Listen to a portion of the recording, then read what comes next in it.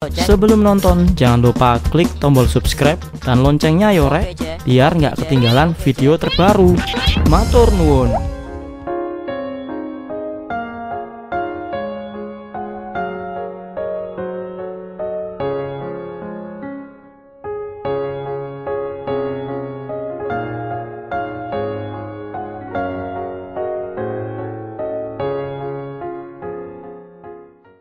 Rencana pemerintah memberlakukan normal baru bukannya tanpa resiko. Tatanan normal baru adalah kosakata yang ramai digaungkan negara-negara yang sukses mengendalikan penyebaran wabah. Sedang di Indonesia, normal baru akan dimulai saat penyebaran virus corona masih terjadi dalam skala yang relatif tinggi. Nah, karena tidak serius ya seperti ini jadinya. Jadi kita banyak kehilangan waktu dan kehilangan peluang untuk bisa meredakan pandemi. Ini bukan pertama kali pemerintah mengikuti langkah negara lain yang berhasil menangani pandemi. Ketika COVID-19 muncul pertama kali di Wuhan, pemerintah Cina sigap mengembalikan sentimen negatif menjadi citra yang positif. Cina sigap mendirikan rumah sakit berkapasitas 1.000 orang hanya dalam sepekan dan membuat dunia terkagum-kagum. Kerja menakjubkan itu ditiru Rusia, yang juga membangun rumah sakit di pinggiran kota Moskow. Indonesia mengikuti jejak itu dengan membangun rumah sakit darurat COVID-19 di Pulau Galang. Namun langkah itu dinilai tidak tepat karena dibangun jauh dari pusat epicentrum wabah. Ide itu sebenarnya menurut saya tidak logik dan tidak adekuat. Dan saya tidak tahu siapa yang punya ide seperti itu. Jadi rumah sakitnya ya harusnya dekat dengan penduduk. Ya kan, penduduk itu kan tinggalnya di mana? Di situ dibangun rumah sakit. Masa membangun rumah sakit yang tidak ada penduduknya di hutan gitu kan nggak mungkin. Ini adalah lokasi rumah sakit di Wuhan yang jaraknya hanya 10 km dari pusat kota. Sementara di Rusia, jaraknya 70 km dari ibu kota Moskow. Tapi di Indonesia, rumah sakit Pulau Galang dibangun 830 km jaraknya dari pusat epicentrum wabah. Ini adalah rumah sakit tercepat yang pernah dibangun di Indonesia. Meski pernah diklaim berdiri hanya dalam 8 hari seperti di Wuhan, tapi pengerjaan rumah sakit Pulau Galang memakan waktu hingga 1 bulan. Jika dibandingkan dengan rumah sakit di Wuhan yang bisa menampung 1.000 pasien, rumah sakit Pulau Galang hanya bisa merawat 360 pasien. Sepanjang rumah sakit itu beroperasi, jumlah pasien yang dirawat paling banyak 42 orang.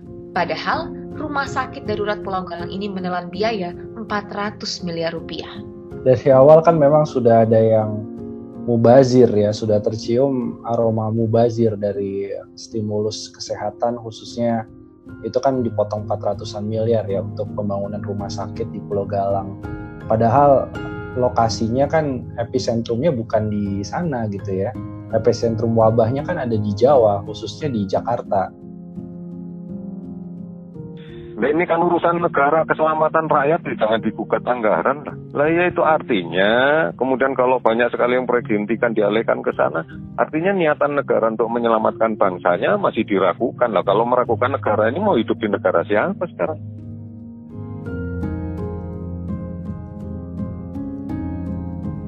Dari Cina, wabah melompat ke Korea. Wabah menyebar pesat di Korea Selatan pada awal Februari. Kasus COVID-19 di Korea Selatan perlahan melonjak tajam, bahkan kasus hariannya sampai melebihi Cina.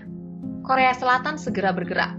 Di saat kasus negara lain semakin naik, kurva di Korea Selatan cenderung melandai. Dan kunci kesuksesan ini adalah tes yang masif. Langkah Korea Selatan ini dipuji banyak pihak, dan Indonesia mencoba mengikuti jejaknya. Sekali lagi, pengujian sampel yang masif, pelacakan yang agresif, dan isolasi yang ketat.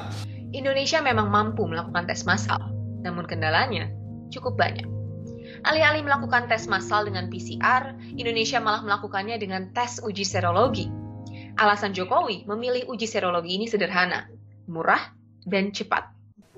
Segera lakukan rapid test, tes cepat dengan cakupan yang lebih besar, agar deteksi dini kemungkinan indikasi awal seorang terpapar COVID-19 bisa kita lakukan. Menurut saya salah adalah menggunakan rapid test dengan antibodi. Okay. Padahal itu rapid test antibodi itu memeriksanya untuk meriksa antibodi yang terlambat seminggu kemudian.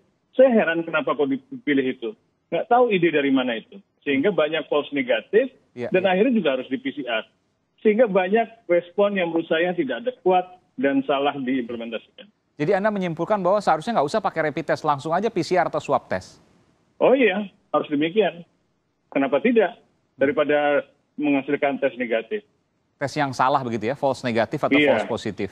Jadi orang positif belum tentu positif, orang negatif belum tentu juga negatif. Siapa tahu negatif ada yang positif dan sebaliknya. Kebanyakan yang paling parah itu false negatif. Karena false negatif itu artinya sudah terinfeksi, dianggap tidak reaktif, padahal dia menularkan terus, dianggap sehat. Ini yang menurut saya salah idenya itu. Dan itu dilaksanakan terus sampai sekarang, herannya. Nggak di-stop.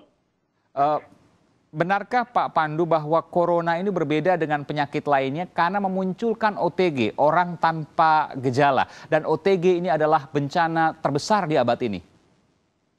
Ya, orang dengan tanpa gejala kan bukan hanya corona. Hepatitis juga demikian. HIV demikian. Tapi cara penularan corona ini sangat mudah dari orang kurang melalui droplet. Itu yang membuat kita jadi tidak tahu apakah siapa yang sudah tertular atau belum. Karena sebagian besar memang kelihatan sehat.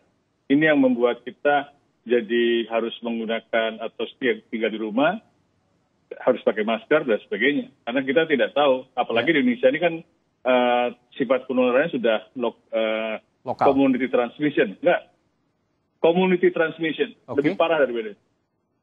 Jadi berbasis komunitas. Misalnya? Jadi penularan itu sudah di antara sesama anggota komunitas, tidak ada klaster, tidak ada ini. Karena kita jadi susah gitu mengatasinya. Misalnya komunitas apa nih? Anda bisa sebutkan, karena saya takut mispersepsi nanti. Ya maksudnya di antara penduduk itu, jadi sudah tidak terlihat lagi siapa yang mempunyai virus, siapa yang tidak. Jadi setiap kegiatan aktivitas manusia apapun bisa menimbulkan risiko peningkatan terkena virus. Dan ini luar biasa ya, jadi sudah acak betul. Betul. Iya.